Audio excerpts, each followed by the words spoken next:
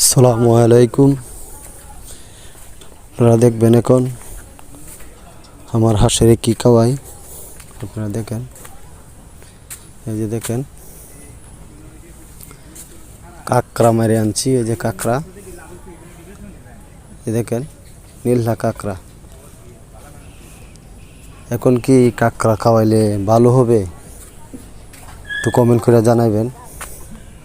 যারা যারা হাঁসের খামার করেন, কি কাঁকড়া খাওয়াইলে কি ভালো হবে না ক্ষতি হবে, একটু বলবেন।